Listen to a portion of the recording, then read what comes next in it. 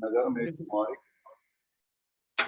जिसकी मंगनी यूसुफ नाम दाऊद के घराने के एक पुरुष से हुई थी। उस कुमारी का नाम मरियम था।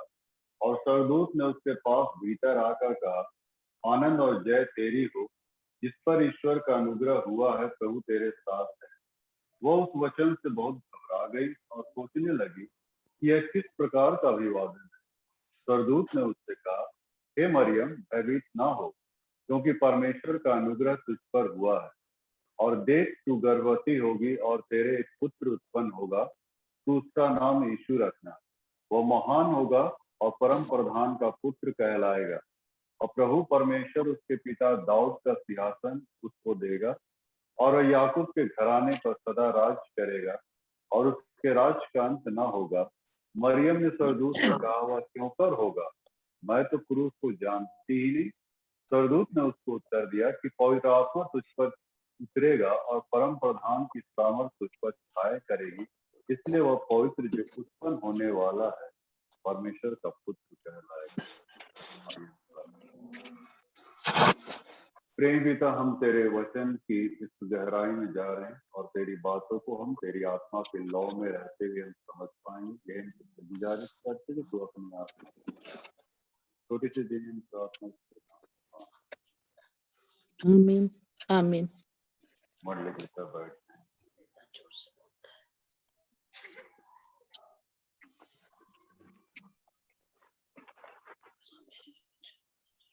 तो पहले भी मैंने कहा था नहीं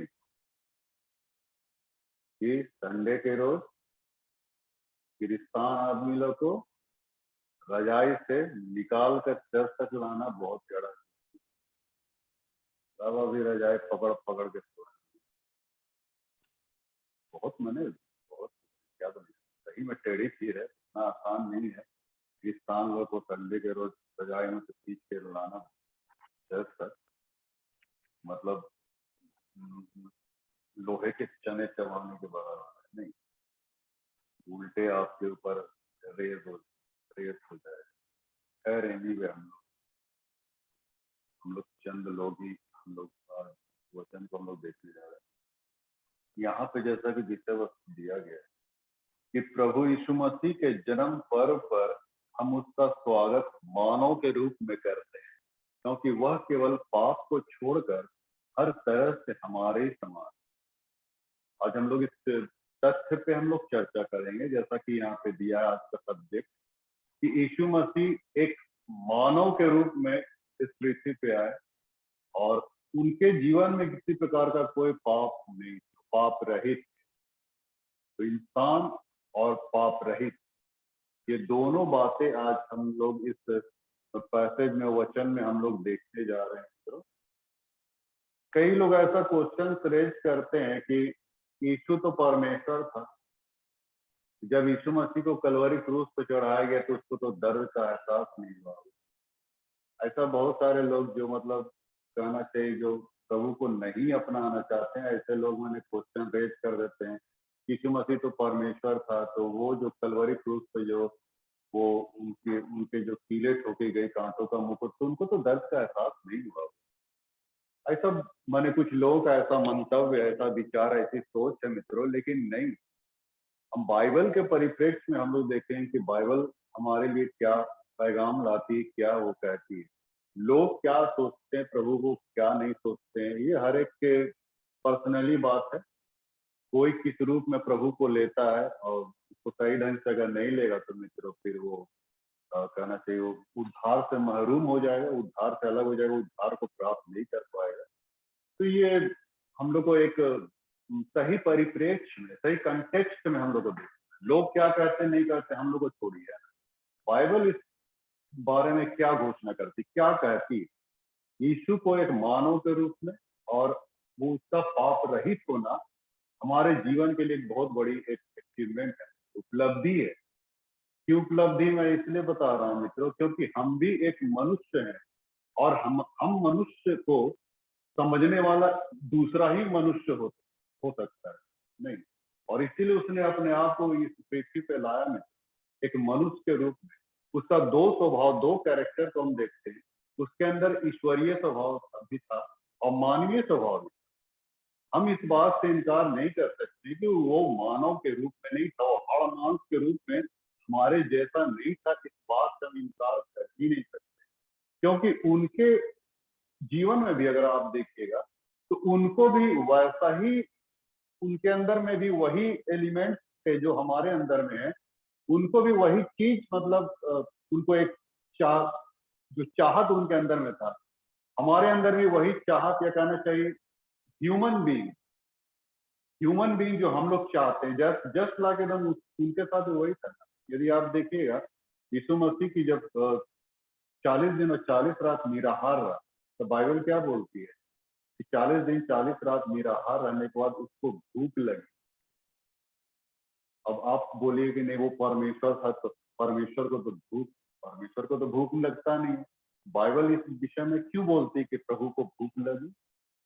सामरी स्त्री के कुएं तो वहां बैठा था, तो वहां पे भी यीशु मसीह सामरी स्त्री को बोलता है कि मुझे पानी पिला, तो वहां प्यास लगा। तो भूख लगना, प्यास लगना, ये तो परमेश्वर का लक्षण नहीं। परमेश्वर को तो भूख प्यास नहीं लगती, लेकिन यीशु को लग रही इसका मतलब कि वो भी ह्यूमन बॉडी में है। ऐसा नहीं कि वो मतलब ह्यूमन में नहीं है, वो मानव शरीर में है मित्र। वहां पे बाइबल में ये भी लिखता है, सामरी स्त्री के साथ जो बातचीत कर रहा था, वहां जब पहुंचा याकूब के कुएं पे, तो लिखता है कि मार का थका हुआ, वहां बाइबल ये बतलाती है, यूहन्ना 4 अध्याय को पढ़े, मार का थका हुआ वो कुएं के मुंडेर पे जाके बैठ। क्या उसको थकावट नहीं लगती है? वो भी तो थका, हमारे जैसा और आपके जैसा जो चल रहा है ना, सांस चल रही है, थकते हैं, भूख लगती है, प्यास लगती है, परीक्षाएं होती, सब कुछ उनके साथ भी हो। उनकी भी परीक्षा भी, शैतान परीक्षा ली। तो ऐसा ये कहना कि मतलब वो मानव शरीर में नहीं था, हम ऐसा कदापि हम मतलब हम नहीं कर सकते कि वो मानव शरीर में नहीं। उसका उस पूरे स्वभाव में था, मानव स्वभाव को उसने प्राप्त किया था, इसलिए तो वो स्त्री से जन्मा। बाइबल क्या कहती है, गलाती 4:4 को आप पढ़ेगा, वहां लिखता है कि जब समय पूरा हुआ तो वह स्त्री से जन्मा।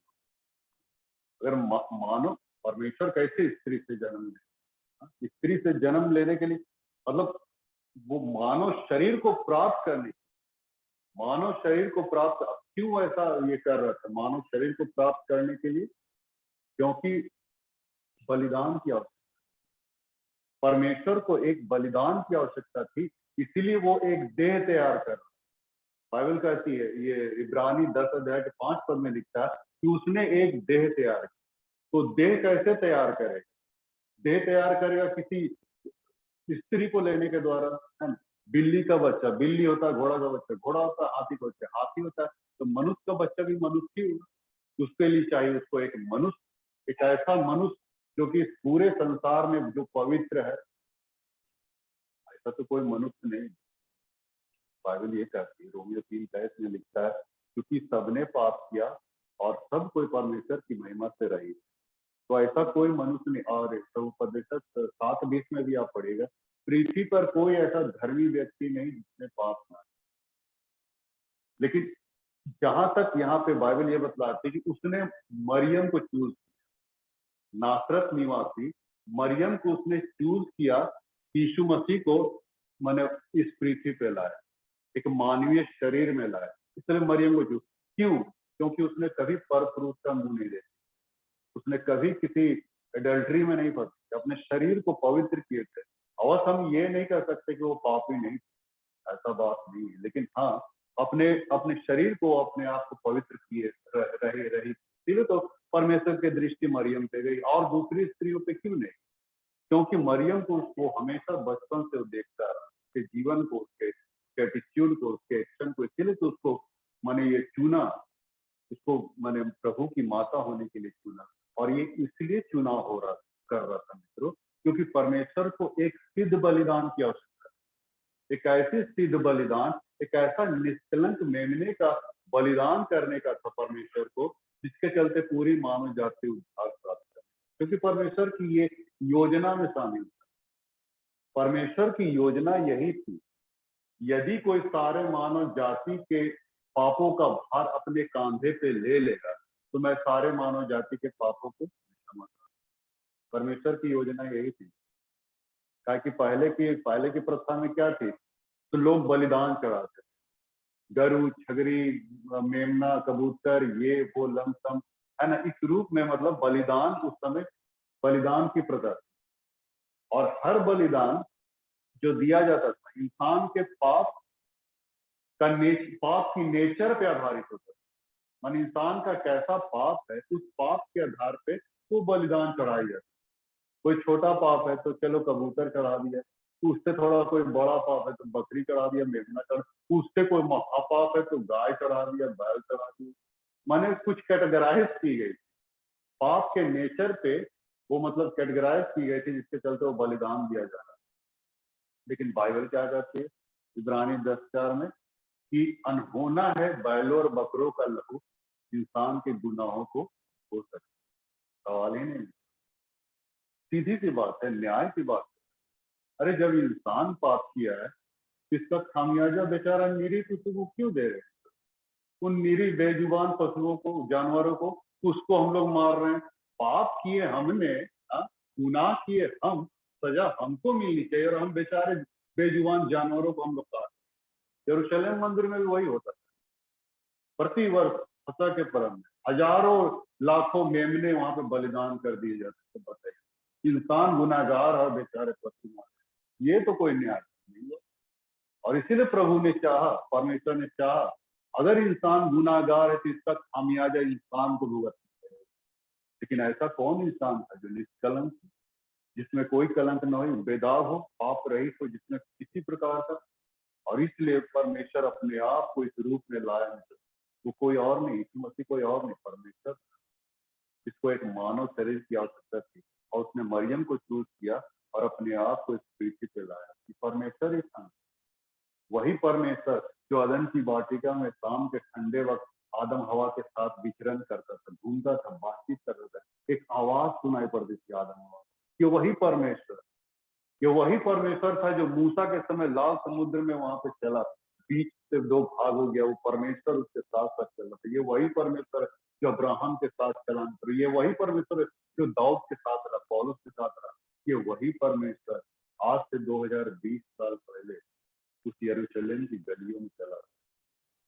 वो अदृश्य परमेश्वर, परमेश्वर का प्रतिरूप, प्रतिबिंब, जिसको हम लोग सिर्फ एक आवाज के रूप में सुनते थे। एलिया ने आवाज सुनी, सामुएल नबी ने आवाज सुना, उसकी आवाज सुनाई पड़ती थी, परमेश्वर की आवाज, कोई दिखाई नहीं पड़ता, लेकिन एक आवाज सुनाई पड़ती थी, वही वचन देहधारी हुआ, जो कि एक मानवीय शरीर में इस पृथ्वी पे आया है, जो आज से 2020 साल पहले, और यरूशलेम की गलियों में चला फिरा। वही परमेश्वर चेलों के साथ चल फिर रहा था, घूम रहा था, कि वही परमेश्वर अदन की वाटिका पर।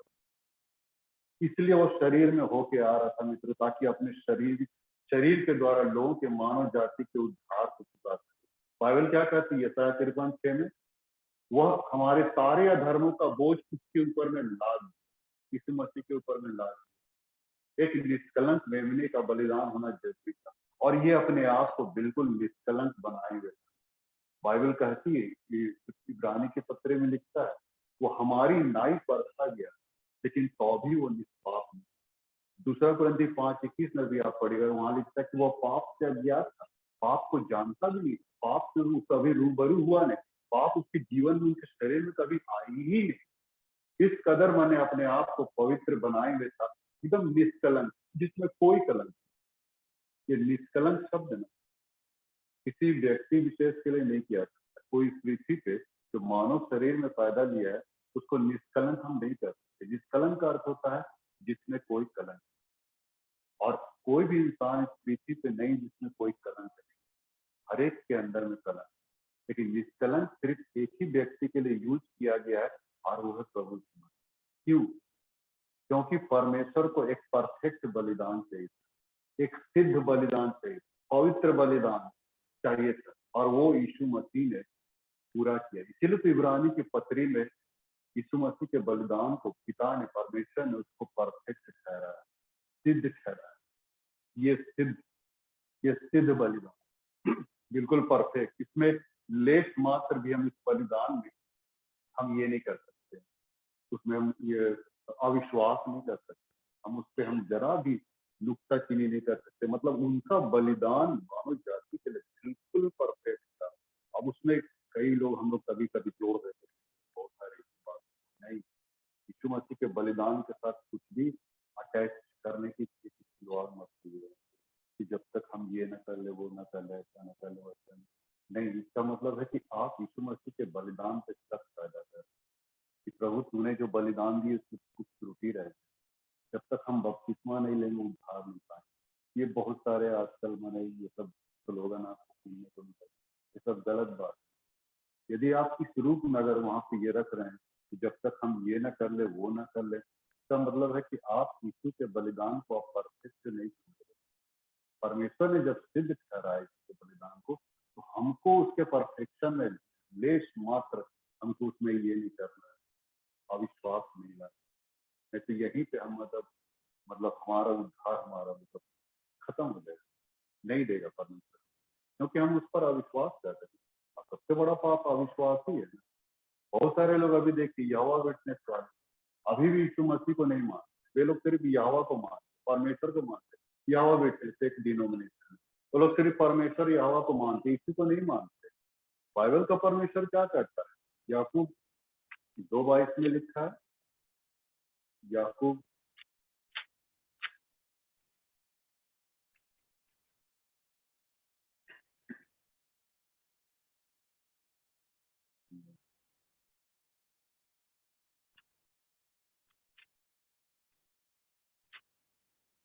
को पहला ही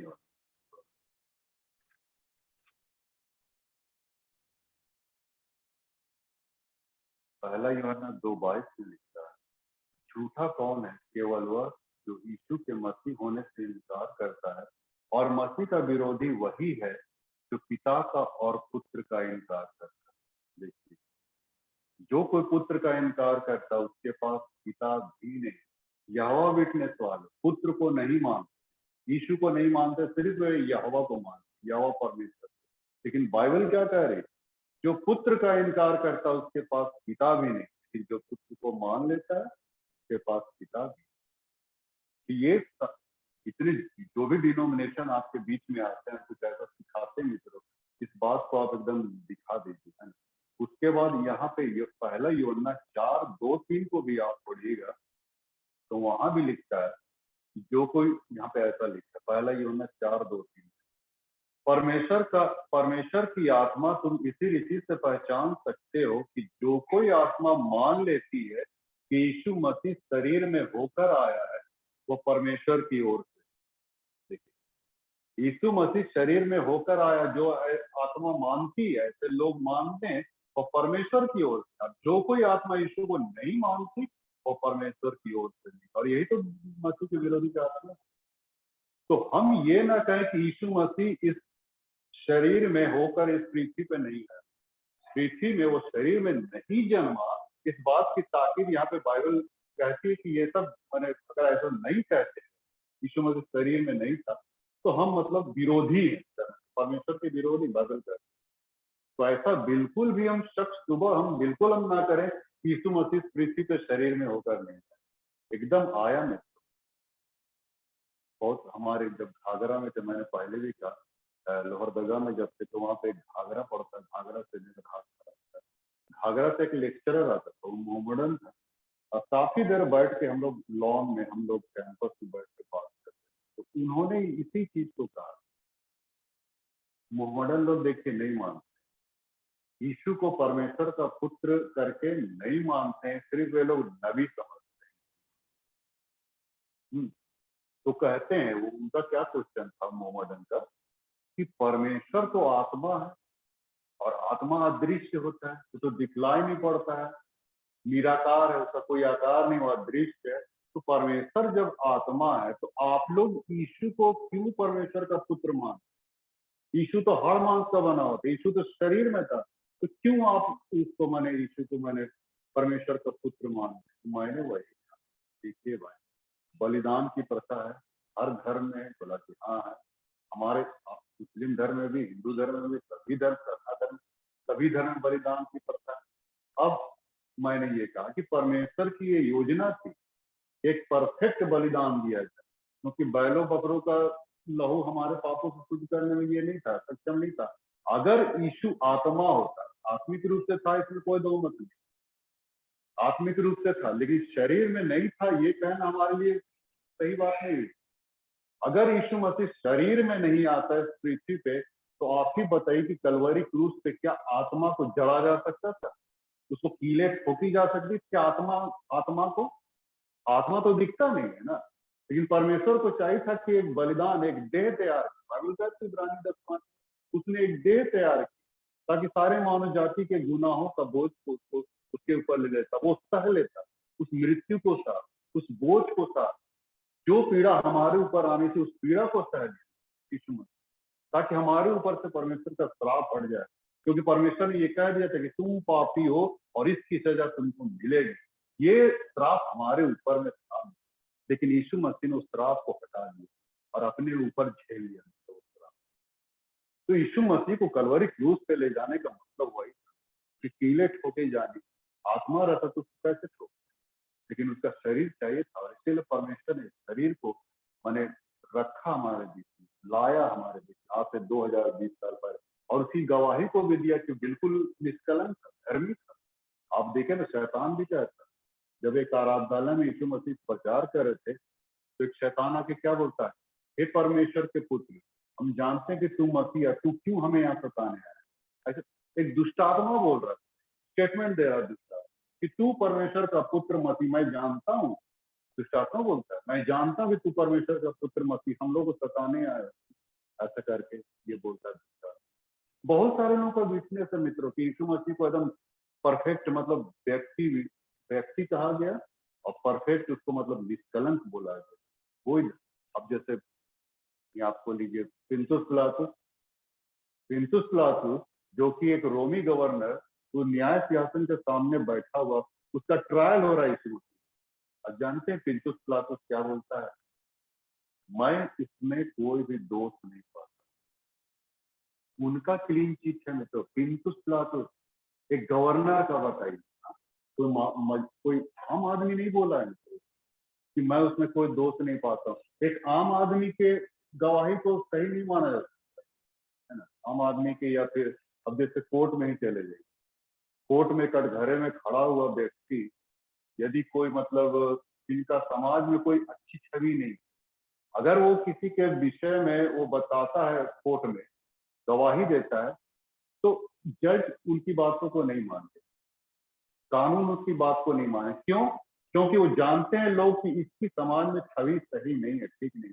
लेकिन यदि कोई प्रतिष्ठित व्यक्ति कहने का मतलब धनाढ्य, प्रतिष्ठित व्यक्ति कहने का मतलब है कि समाज में उसका एक अच्छा स्थान है, लोग उसे सत्यनिष्ठ जानते, ईमानदारी के में पला बड़ा है ना, ईमानदार है, बिल्कुल सत्यनिष्ठ है, कर्तव्यनिष्ठ है। ऐसे व्यक्ति का यदि वहां पे गवाही जो होता है ना, उसकी गवाही को समाज और कानून में जज भी मानता है। क्यों? कि उनका समाज में उनकी छवि जो है साफ सुथरा है, इसलिए उसकी गवाही को मानता है। अब सोचिए, पिंतुस पिलातुस एक रोमी गवर्नर न्याय सिंहासन के सामने बैठा, क्या उसकी गवाही बेकार गई? कोई आम आदमी का, गिरतू पड़तू आदमी लोग नहीं कहा, गवर्नर बोला कि मैं इसमें कोई भी दोष नहीं। पिंतुस पिलातुस की वाइफ, उनकी वाइफ भी अपने पति के पास, पिलातुस के पास एक मैसेज को भिजवाए कि मैंने रात को स्वप्न देखा है, तो तू इस मनुष्य के ऊपर में हाथ मत डालना, क्योंकि ये धर्मी व्यक्ति। पिंतुस पिलातुस की वाइफ बोल, धर्मी व्यक्ति, मुसलमान व्यक्ति, इसमें कोई दोष नहीं, मत आंदा। ऐसे लोग मतलब स्टेटमेंट दिए हैं मित्र बाइबल में। इस बात सूबेदार व्यक्ति, उस क्रूस के नीचे जो सूबेदार खड़ा था, वो सूबेदार भी बोलता कि निश्चय ये परमेश्वर का पुत्र, वो भी स्टेटमेंट दे रहा है। ऐसे ऐसे लोगों का देखिए स्टेटमेंट, सूबेदार, वो भी कोई कम ये नहीं था, पावरफुल आदमी नहीं था मित्र सूबेदार, वो स्टेटमेंट दे रहा कि निश्चय ये धर्मी। तो उनका शरीर इस पृथ्वी पे आना बिल्कुल हमारी बाइबल इस बात की ताकीद करती है, और लेश मात्र जब इसमें हम अविश्वास न लाए, बल्कि पूरी रीति से हम विश्वास करें, उसने हमारे और आपके बदले जिस पीड़ा पीड़ा को हम लोग को भोगना था। आज भी बहुत सारे लोग क्या बोलते हैं, बहुत लोगों का कथन क्या है कि हम जो पाप कमा रहे हैं उसकी दंड तो हमें मिलेगी, जो हम गुनाह कमा रहे, जो हम अपराध कर रहे हैं उसकी सजा तो हमें मिलेगी। लेकिन मैं कहता हूँ कि आपको आपको सजा नहीं मिली, आपको सजा अब आपके ऊपर में, ये जो पीड़ा है, जो दंड है, वो दंड आपके ऊपर में नहीं आएगा। तो बोलता है कि क्यों यार, मुझसे बातचीत करता हूँ, क्यों? तो मैं कहता हूँ आपके ऊपर जो सजा आने वाली थी, आपके ऊपर जो दंड आने वाला, वो दंड, वो सजा नहीं है।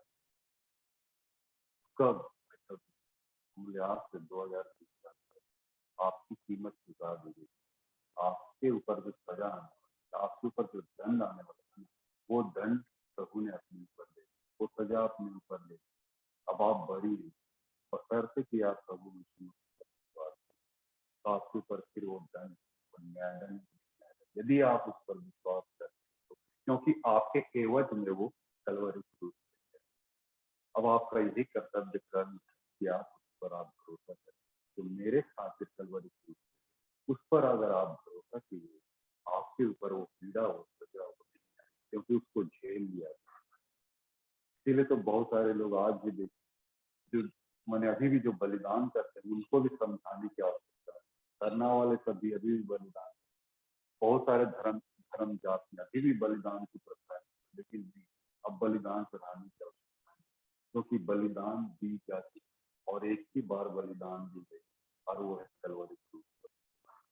अब हमें और कोई बलिदान देने की आवश्यकता नहीं। इसीलिए यीशु मसीह को मानव शरीर में हमारे बीच में आया, इस पृथ्वी पे आया, और इसी को यूहन्ना की पत्री में भी लिखता है। पहला यूहन्ना ने इस बात को कहा, उस जीवन के वचन के विषय में जिसे हमने देखा, सुना, उसको हमने टच किया, छुआ, वही परमेश्वर, उसको मैंने यूहन्ना स्टेटमेंट दे रहा, पहला यूहन्ना हमने उस परमेश्वर को हमने छुआ, देखा, बातचीत किया, वही परमेश्वर दे रहा है की बात है। इस पृथ्वी पे रहा, चला, तेरे लोग समझ गए कि ये वही परमेश्वर।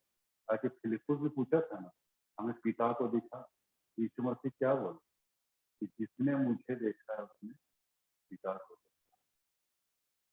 तो यीशु मसीह इस पृथ्वी पे आया, तो एक परमेश्वर जो था, स्वर्गीय सिंहासन को छोड़ के चरनी को अपना बिछौना बनाया। इतना पीड़ा था, इतना दुख था, कष्ट था, क्लेश था, क्यों मित्रों? ताकि हम भी हमारी पीड़ाओं को समझ सके, सब कुछ जान सके। इसलिए आपको घबराने की आवश्यकता नहीं मित्रों। परमेश्वर ने, प्रभु यीशु मसीह आपकी पीड़ाओं को समझता, आपके दर्द को, आपके दुख को समझता है, क्योंकि वो उस जीवन को जिया, शरीर में रह के जिया। आपके जीवन में भी कुछ ऐसी बातें होती, गलतियां होती, पर बहुत सारी ऐसी बातें होती, तो आप घबराए ना, क्योंकि परमेश्वर बादल करती है इब्रानी 2:18, जिसकी पर वो, जबकि वो परीक्षा की दशा में दुख उठाया, तो जिसकी परीक्षा हो तो उनकी सहायता भी करता है, क्योंकि प्रभु यीशु मसीह जानता है कि मानव शरीर में ये गलती करेगा, ये बहुत कुछ कर सकता है। इसलिए इसको इस रूप में वो उसको ज्यादा ये इसमें नहीं लेता, लेकिन फिर से वो ले लेता है, बशर्ते कि हम उस पर फिर से भरोसा करिए, कहना चाहिए कि उस पर फिर अपने गुनाहों के प्रति अपने अंगीकार वहां पे करें, बिल्कुल सिंसियर रहे, ईमानदार रहे, प्रभु के सामने बने रहे मित्र, नादार है, और इसके चलते आप हमेशा परमेश्वर के सानिध्य में, क्योंकि परमेश्वर ने हमारे सारे गुनाहों को अपने सामने, और यही यीशु मसीह के आज की इस वचन में हम देखते हैं। वो एक मानव शरीर में था और बिल्कुल पाप रहित था, कोई उसमें कोई भी दोष नहीं था, कोई भी कलंक नहीं था, कोई भी ऐसी बात नहीं। एक हिंदू व्यक्ति हमको बोला था, आपने वो टीवी मैकेनिक हिंदू व्यक्ति, मेरे यहाँ टीवी ठीक कराने, उसने स्टेटमेंट, कि हम सभी भगवानों को मैंने देखा, चेक किया, हर भगवान में कुछ ना कुछ मैंने ये पाया, कुछ ना कुछ अवगुण, कुछ ना कुछ त्रुटि, कुछ ना कुछ ऐसी बात है। लेकिन यीशु मसीह को मैंने स्टडी की तो उसमें कुछ भी अवगुण या कोई भी दोष नहीं है। एक हिंदू व्यक्ति का सही, हम लोग क्या, एक हिंदू व्यक्ति खुद बोल रहा है अपने ही धर्म का बुराई, अपने ही भगवान, तो हम लोग को देने की आवश्यकता नहीं है। क्यों आवश्यक? सत्य को कभी किसी गवाह की आवश्यकता नहीं हो सकती। हम प्रभु यीशु मसीह को साबित करने में तुले ही नहीं रहे कि प्रभु यीशु मसीह मतलब बिल्कुल परमेश्वर, साबित करने की आवश्यकता नहीं, क्योंकि खुद परमेश्वर, और परमेश्वर को सिद्ध करने की आवश्यकता नहीं कि हम परमेश्वर, खुद ऑटोमेटिक सब सिद्ध होगा। लोग आज गवाही देते हैं कि वास्तव में यीशु मसीह एक धर्मी व्यक्ति, वास्तव में एक सच्चा परमेश्वर। हमारे लिए भी एक बहुत बड़ी फख्र की बात है। आने वाले दिन में हम लोग इस जन्मदिन को मनाएंगे, उसके जन्मदिन को, उसके पृथ्वी में आने के आशय को आप और भी गहराई रूप से आप समझ पाइएगा कि हमारे लिए बहुत बड़ी खुश नसीबी हुआ रूप।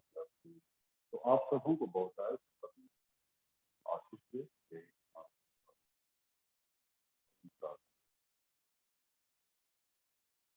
अनुग्रहकारी दीन दयालु परमेश्वर, हम तेरा धन्यवाद देते हैं कि तूने आज अपनी बातों को यहाँ पर पहली बार कराया और हर एक लोगों को मन से हुआ, उनके जीवन को तूने टटोला देखा, सारी बातों को एक छोटे से समय में तूने सारी बातों को यहाँ पे रख दिया पिता, और फिर से अपने जीवन को तेरे हाथ में सौंप, जबकि तू एक मानव शरीर में होके इस पृथ्वी में रहा, चला फिरा, बातचीत की, लोगों मृत्यु तेरी तुझे गाड़ा गया पिता, ये सब कुछ शरीर पे ही हो निर्भर रहने के द्वारा ही हो पाता है। और धन्यवाद है कि तूने हम जाति की जाति सीमाओं का अपने ऊपर ले लिया पिता, फिर से अपने जीवन को तेरे हाथ में अपना बना रहे, ताकि हम किसी भी अपने घर तेरे प्रति हमेशा समर्पित छोटी सी जीवन नाम